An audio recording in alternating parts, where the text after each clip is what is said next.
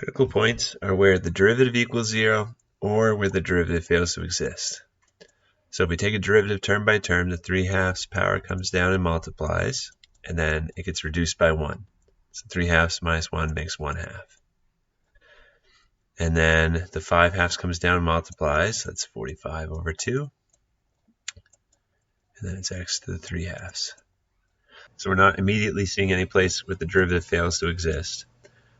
Let's rewrite a little bit algebraically. There's an x to the 1/2 that we can factor out of both of these terms. So in other words, the square root of x that we can factor out. That makes it look a lot nicer. It's easier to work with. If you take out a 1/2 from 3/2, you're left with x to the 2 over 2, which is just x.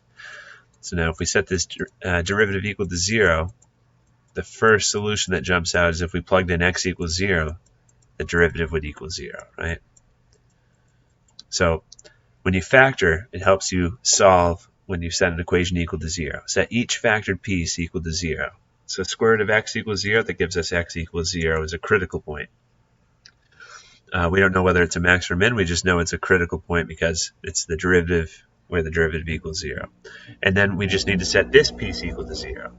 So if we solve 3/2 minus 45 over 2x equals 0, we can add that 45 over 2x to both sides.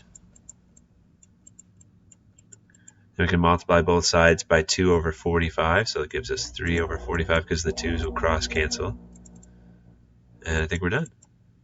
No, you can reduce that. 3 over 45, top and the bottom can both be divided by 3, so that's 1 over 15. So there's our two solutions. Those are two critical points then, because they're where the derivative equals 0.